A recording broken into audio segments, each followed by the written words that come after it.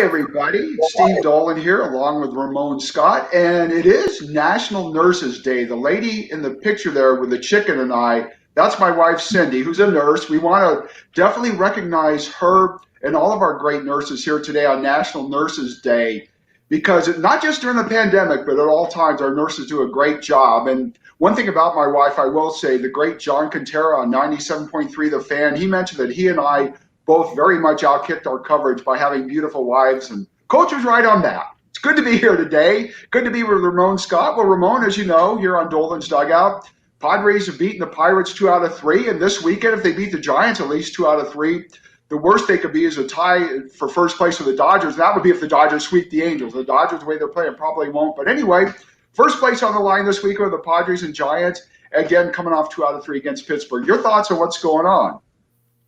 Well, yeah, Steve, of course, we're going to play the first place Giants this weekend, right? Who would have thunk it the way we were trying to unfold the season? But they're worthy. They've played well. And Padres, Dodgers, they've got their own issues. Still, you look at the parity in the league, Padres, Dodgers, Giants, Arizona, among the best teams in the league for sure. The National League West, certainly tough division. We're going to be in for it all year, and it's going to make for some great ball games like this weekend at Oracle Park against the Giants. Absolutely. And Ramon, before we get into the Giants here, I just want to look back real quick if we could. The Padres beating the Pirates 2 out of 3. I was hoping for a sweep, of course, but 2 out of 3 means in their last 4 series, the Padres have won 3, and the 4th series, they split 2 games with Arizona. So as much as we're hearing complaints about this and that, the Padres have won 8 out of 12. They're half a game out of first, a game ahead of the Dodgers, half game behind the Giants. So big weekend. If they win 2 out of 3, as I say, the worst they could be would be tied for first and probably in first. But going back to that Pittsburgh series real quick, a couple things about it. As you know, last night the Padres won 4-2, and the night before, of course, was the unfortunate loss. And Monday night they also won. Ramon, what's interesting to me is how a guy can be a GOAT one night and a hero the next. On Tuesday, Jake Cronenworth made a lazy throw to first base, and that allowed Eric Gonzalez of the Pirates to score what was the second run of the game for the Pirates in a game they won 2-1. And yet that same Jake Cronenworth who made that mistake last night, he comes up in a 2-2 ball game and hits a 2-run single. So he goes from GOAT to hero. And look at Eric Gonzalez, who was a hero Tuesday night for the Pirates with great base running. Last night, he makes 3 of their 4 errors. So again, you can go from hero to GOAT or GOAT to hero in one day. And that's what's the beauty of baseball. Because again, as you know in football, you lose a game today, you got to wait a week. But in baseball, usually you play the next day, even though, of course, the Padres are off today. They go to San Francisco this weekend and then straight from there to Colorado for 3. But I just thought it was interesting that Colorado series. 2 guys went from GOAT to hero and vice versa overnight. Well, that's the nature of the game. That's like you said.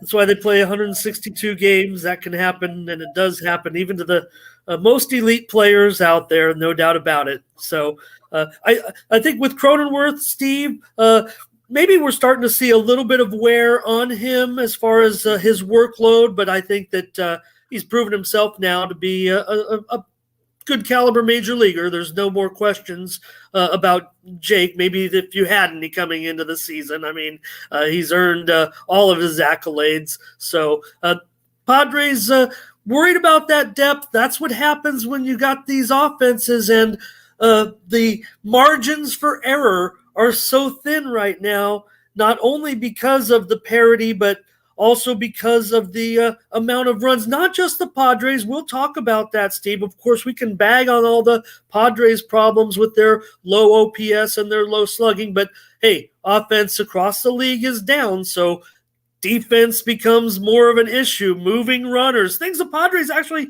do well, and they're keeping the Padres among the elite teams because they're playing. We want to change the term. Nobody likes to use small ball because it's so corny. It's so old in a way. I don't know. Is it? I don't even want to say an analytics style, what the Padres are doing. Tingler kind of said, doing what you need to do to win games. And when you have chemistry, you kind of look out for the other guy. And maybe that's what the Padres have right now with their team, because they're certainly not doing it statistically with the offense. They're just getting it done. You look at that shot that Caratini had, shooting the ball to the left side, doing what it takes. People are going to throw in the shift. Don't ban the shift, beat the shift. So Padres are doing things right. Winning these series, that's all you have to do, especially against division opponents. Going to be a little bit tougher on the road, and we're kind of matching up with some more pitchers that have given us a little bit of an issue so far this season. Ramon, it's funny. A couple of things you mentioned hit home with me. First of all, I just want to show people, see this here? These are the notes that we get every night from the Padres outstanding public relations department. A couple of things. In last night's note, you talked about depth. They mentioned the Padres have already had 20 separate injured list stints in 2021. What that does, it ties them with Milwaukee for the most in baseball. That's where your depth comes in. Is that the fact of the matter is that the Padres have had to go to the bench a lot. And you mentioned the whole thing about beating the ship. I'm with you, Ramon. Okay, you and I are both big football fans too. Okay, if my defense stacks up 9 guys on the line because you have a great running game, what do? Learn how to throw the ball. In baseball, if my defense has, you're a lefty and my defense has 3 guys on the right side, what do you learn how to do? Hit the ball to the left side. That's it. Like you said, Victor Caratini did the lead off the 6th inning last night. And, he scored the winning run after getting on base on an error by Gonzalez. But Gonzalez, the third baseman, was the only one on the left side of the infield for the Pirates. He had to back in, and he was playing the shortstop position, even though he was a third baseman. He made his 3rd error of the night. But again, how do you beat the shift? Go the other way. Ramon, I wasn't a great hitter in high school. I was average. But Ed Olson, my coach at El Capitan, taught us, for instance, hit and run. If you're on first and you're stealing second, the second baseman covers second, you know what I do? I hit a ground ball right to where the second baseman was. Again, these guys nowadays, they don't learn these things. They don't want to do these things. It's all about, home runs, and because home runs are fancy and they get your money and all that. But again, things like that. I saw Cody Bellinger one time as a left-hander bunt down the third baseline and bunt a double. To beat the shift, learn how to hit the opposite way. It's that simple, just like in football. If you stack the line of scrimmage, or if you play 8 guys deep to stop me from passing, then I got to learn how to run. Steve, if I want to bore you with my life, I'm out there playing slow pitch again. Thank God we're going to get out there and start to do some things again in life. I'm over 50 years old. I'm playing with the young guys still, and I have no power, right? So what do? I just try to shoot the ball between first and second, or I try to pull it past the third baseman. I can barely hit it over the dirt anymore, but I want to get on base and I want to run the bases because I'm out there for exercise. That helps the team win. It's just a result of what you do. So I'm just out there scrapping with these big bombers, and that's what the Padres are doing. That's what they're doing so great, generating runs, even our power guys getting it done. So I think that's what's been most impressive about being able to maintain this good winning record. It's not an overwhelming record, but who does have an overwhelming record right now in the major league? So the Padres are getting it done. And yes, these injuries are starting to pile up, especially with the pitching. Man, I have major concerns going into this series still, even though things are a little bit more stable for the upcoming series with the Giants. I think what we saw against the Pirates, we don't even have to go into the bullpen in our shows, Steve. Everyone's raving about them. They're doing an awesome job. Pagan, I mean, if there's anybody that we haven't talked about, you and I, when we've discussed the bullpen, maybe the guy who hasn't gotten the most credit is Pagan. Boy, another great outing by him. The setup guy just as much as the top fireman in the game. So that's really also been a major factor. But I do have questions, not only of the pitching rotation coming up, maybe you can help me with it as we look ahead to this series with the Giants, but also looking ahead to that series with Colorado. Okay, a couple things, Ron. First of all, you mentioned Emilio Pagan. I think he's an unsung hero in the bullpen, as is Austin Adams, who seems to strike out everybody he faces anymore. I want to, before we get to the pitching for the San Francisco series, I want to talk about one guy who I thought was an unsung hero in the Pittsburgh series. How about Ha-Sung Kim from the Korean baseball organization? First game, he plays second base, so Jay Cronenworth can go to first and give Eric Hosmer a night off. Second game, he plays shortstop, so Fernando Tatis Jr. can get a night off before he pinch hits. Third game, he goes to third base, so that Manny Machado can get a game off before he pinch hits. So I definitely thought, in that series, Kim for me was the unsung hero. He's okay. I look at his average; he's only batting 197. Yeah, but on the other hand, he's played great defense. In every game, he had a great defensive play. So I think he's been one of the guys that under the radar. And yeah, he's not hitting American pitching very much yet, but I think eventually he's going to catch up. And on the topic of pitching too. Let's go to the Giants series this weekend. Tomorrow night, Padres are going to throw Blake Snell against Anthony DeSclafani. Then on Saturday afternoon games as we see it Saturday and Sunday, that's going to be Joe Musgrove, our own Joe Musgrove from East County, going against Kevin Gosman, who totally shut the Padres down last weekend in San Diego. Sunday, the Giants are going with Johnny Cueto. Yeah, he's still around. The Padres are Sunday are going with the three letters they seem to go with quite often. That's TBA. As you know, the second game of the Pittsburgh series, the one the Padres lost 2-1, Dinelson Lamet went the first 2 innings through 30 pitches, gave up 4 hits and no runs. Ryan Weathers in the next 3 innings, he only gave up a run on a hit. Unfortunately, he got the loss. He threw 37 pitches. So Lamet and Weathers were able to cover 5 innings piggybacking off each other. But, Ramon, that's a concern because you can't keep doing that because basically the Padres right now only have 3 starters that are healthy. And, again, they're, Snell, Musgrove, and, of course, Yu Darvish, who pitched last night. And Chris Paddock being on the injured list for an undisclosed reason, when he comes back, they may have to send him out to get, an outing to get back in shape. May have to send him out for a rehab outing, so to speak. So the pitching, I don't know what they're going to do because the issue with Dinelson Lamet, you can't just keep throwing him out there for 2 or 3 innings because this team has had too many bullpen games already.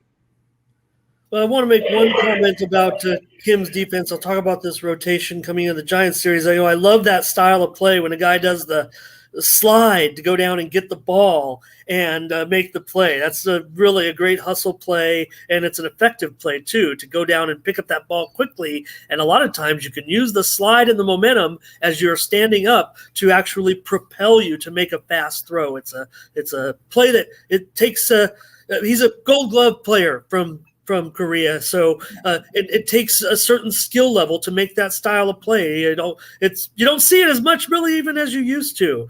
So anyway, Steve, as far as the pitching is concerned, the matchups are fine for those first 2 games. Of course, we did struggle against some of the Giants pitching before, but when you get to that game with Lamet, look, I have major concerns. I mean, the velocity was down, and we talked about how teams try to protect players now, and the major siren that goes off is when your velocity is down 3 miles off the fastball, 2 miles per hour off the slider, for Lamet, off his off-speed stuff. So those are concerns for me. I mean, that's a red flag. That's a trigger, and they're watching that obviously very, very closely. I think the prognosis on Weathers is a little bit more solid. I think it might be okay moving forward. So just what concern. Yeah, I don't want to see this situation again where they're both going to pitch. That might be what they have to do, but it just seems like they're trying to figure out if Lamet is healthy, and maybe he's, you don't want players to not be honest and forthright just because they want to compete. We already have, a couple of guys, our stars, Fernando Tatis. Now, he's doing well, so we're not going to, criticize him at all as long as he can keep up a good season and not let it affect him. But obviously, Will Myers really should try to take a deep look inside himself and see what he thinks about his own health right now and his potential for a strong season, because maybe we can get by if he needs to do some type of resting for him to get healthy. Right now, major concern when you see Myers, not only the performance being down, but the reluctancy to make plays. He was in right field, a play that, we've seen him make before. He's pretty good on his feet. He's pretty good reaching his glove out. When he got near that fence, he wanted no part of that right field short wall, even to go in and, try to make a sliding catch, if you will. Myers is pretty adept fielder, but he did want no part of that. He stopped suddenly when he was chasing that ball down the right field line. So there's some injury concerns there as well in some of the position players. Mostly Myers is who I'm referring to. Yeah, and as you know, Ramon, in right field, Jurgensen Profar who plays all over the map. He can certainly take over there. And Jorge Mateo played out there one day and played quite well in right field. Of course, the issue with some of the fans who've already said fire Jace Tingler, fire the hitting coach, get rid of Tommy Pham, all those people. Yeah, Tommy Pham's not doing that well right now. He's batting 188. He'll be the left fielder. If Myers comes out of the lineup, he'll be in left field. Manny Machado's only hitting 226 with a pinch hit single last night. Because, offense is down throughout baseball, Ramon. It's pretty incredible how down it is. For instance, this weekend when the Padres and Giants played, they've already played 6 games against each other. In 5 of those 6 games, the winning team scored 3 runs or fewer. Last Sunday when the Giants beat the Padres 7-1, first time in 6 games against each other that either team scored more than 3 runs. So be that as it may, like I say, hitting's down all over. Here's another statistic that tells you that hitting's down all over. Remember last year when the Padres became Slam Diego, set a record with a grand slam in 4 straight games and then made it 5 out of 6? Well, so far this year, the Slam Diego Padres with the bases loaded are 4 for 29, a 138 average, the worst in Major League Baseball with the bases loaded. So there was a concern there that they're not hitting with runners in scoring position. That's been a concern all season. But again, hitting's down all over. I mean, some people say move the mound back a foot, which one of the minor leagues is doing. It just, I don't know what it is. But again, it's the old thing. Batters either strike out, walk, or hit home runs. And right now it seems like they're striking out more than anything. Steve, call me a doubter. I don't know. I don't want to sit here. I've already bashed the product enough, but I mean, don't get me wrong. I mean, Major League Baseball, I really think it's it's one of my favorite things in the world, right? My favorite things to do, watch Major League Baseball. When you see such discrepancies year after year, and we've been through it, especially this century, I'll call it, where there have been surges in offense and defense, and the one thing you point to is the equipment. Like the ball is changed and it's not a problem if Major League Baseball wants to tinker with the ball, but just doing it in such what seems to be drastic fashion. It seems like, because really we just were through, offense was through the roof, not, 2 years ago. And now we're dealing with another no-hitter last night. Okay, here's your odds for the day, Steve. We always want to throw something in with me on your show. I saw this was an offshore. How many no-hitters now will be thrown this season, including 7-inning no-hitters? Just has to be a no-hitter. 74. Right. The over-under was set for this season 6.5. So, and I don't think that's out of the question. Because you see the 7-inning situation, we're getting more and more of these double headers.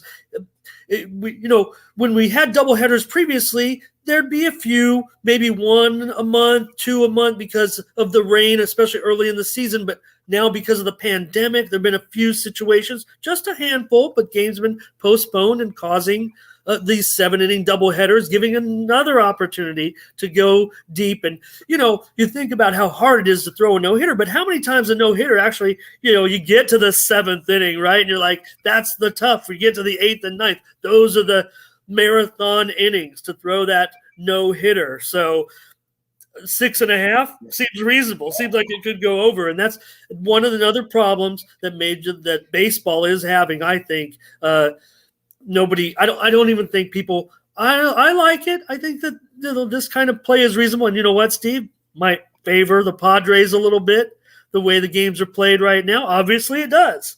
So maybe we should embrace the lower scoring games. Hey, we're in Petco Park. Remember back in the old days, right? I mean, we were always the lowest, one of the lowest scoring parks, if not the lowest. And that was after it was built. And not only because the Padres often didn't have a good offense, but they kind of, shored up bullpens in the past, and they were a lower scoring team.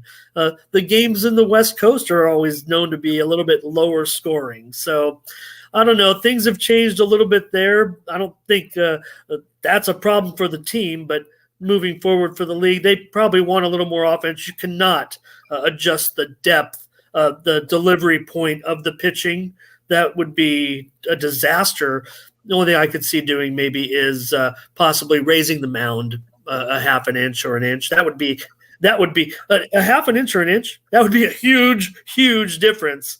And I should say lower, right? Because we want more offense. But you know what I'm talking about.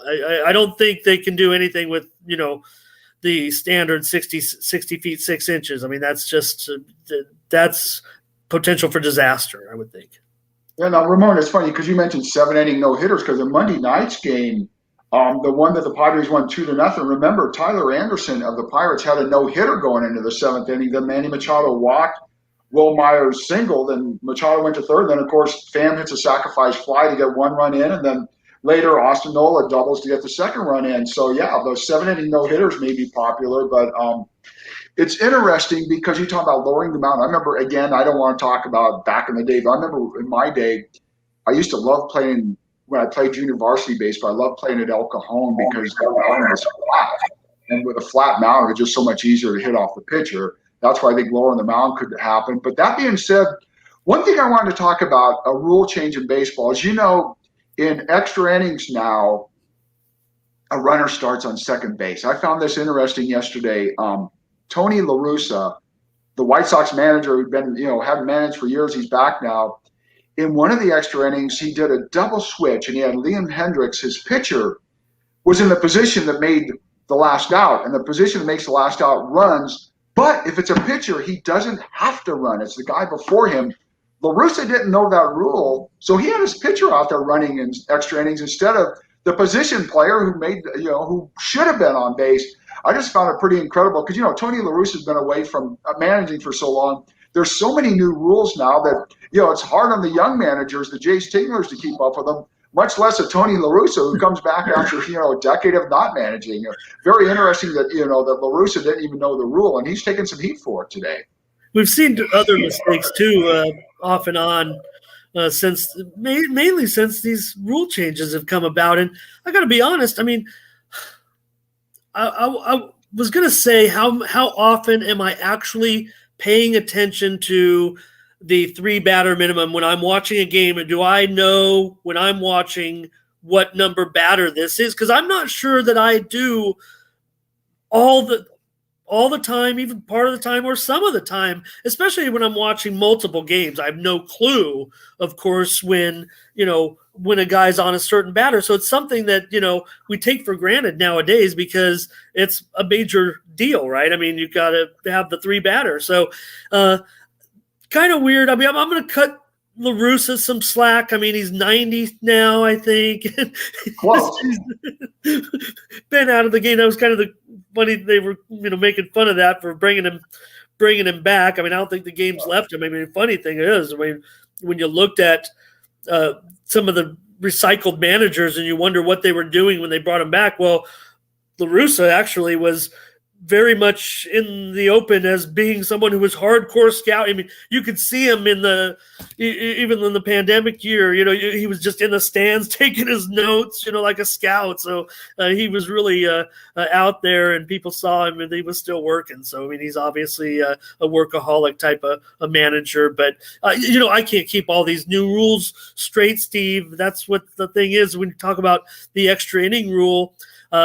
I've come to embrace some of the rules. I'm kind of disappointed. I've already told you on a couple shows that they didn't keep some of the rules. I mean, I kind of old school, and I said, you know what? Don't let the pitchers hit, or let them choose. I mean, you got Mad Bum, let him hit, but I didn't necessarily want to see that one go away. But as far as the extra inning rule, I don't necessarily.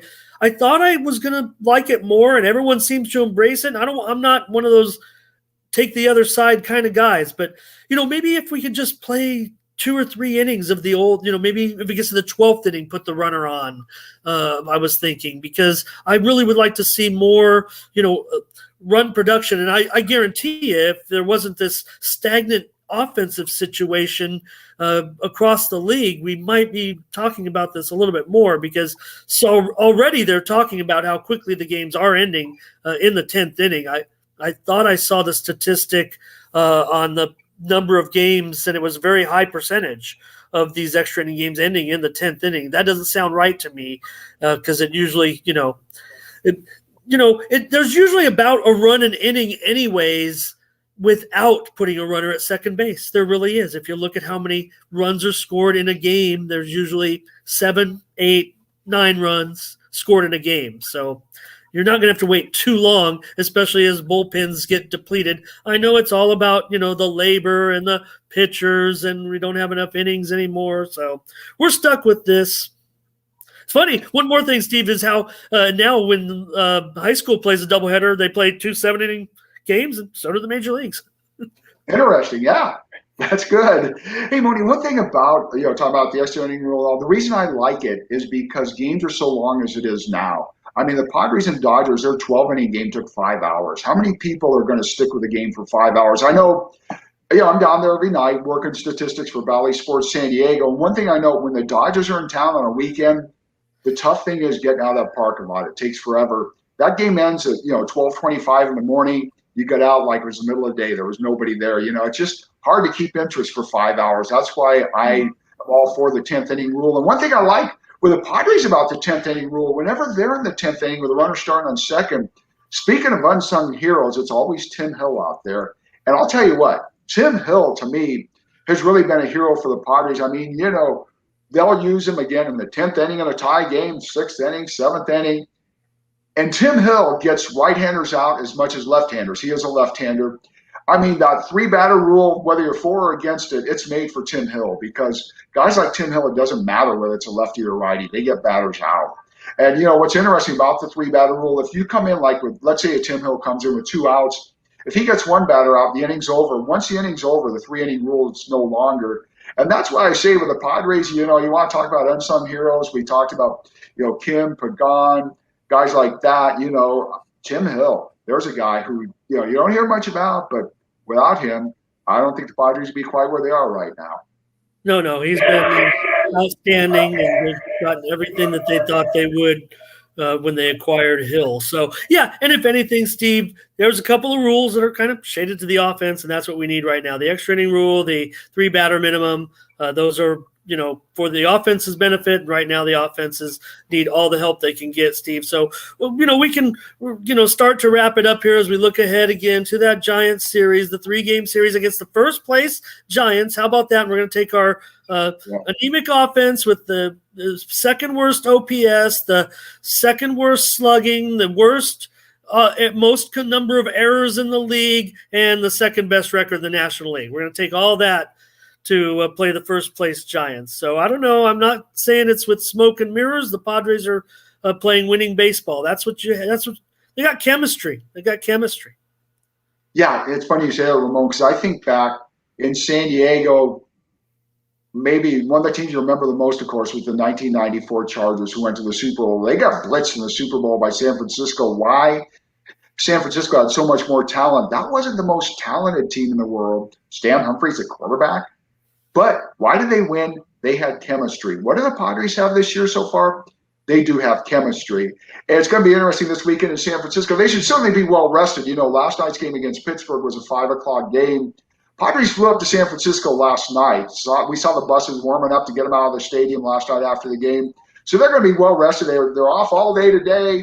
They don't play till Friday night. So the bullpen's not going to be a concern in the first of that series. Everybody's going to be well rested. But again, as we said at the top of the show, if the Padres win 2 out of 3 this weekend, they will be in first place at the end of the weekend. If they win 2 out of 3 and the Dodgers were to sweep the Angels, they'll be tied for first with the Dodgers. So no matter what, win 2 out of 3 this weekend, you're going to be in first place. Well, just looking ahead, Steve, we got a minute left. My real question then, Lamet probably, he's going to probably go in that third game. But my real question would be what the Padres going to do, once they play the Rockies on Monday. I think that's the question mark game because Darvish will be Tuesday, so not sure what's gonna happen on Monday at this point. So then we're gonna need some work out of those two guys in that third game against Johnny Cueto, because the Monday seems to be the question mark moving forward for the starting pitching. Yeah, and one other guy, another unsung hero on the team, Craig Stammen, who got the win last night. He faced one batter, got him out. But the bottom line is Stammen, they may start with him if they have a bullpen game. He's been outstanding as an opener. He did it, last year in Game 3 against the Cardinals in the wild card that the Padres pitched a shutout to move on to the National League Division Series against the Dodgers. So be interesting this weekend in San Francisco, Ramon. Look forward to talking with you again Monday at 11 a.m. on Facebook Live. And thanks so much, and I'll let you have the last word. Thank you. Go Padres. Let's move into first place and beat those Giants.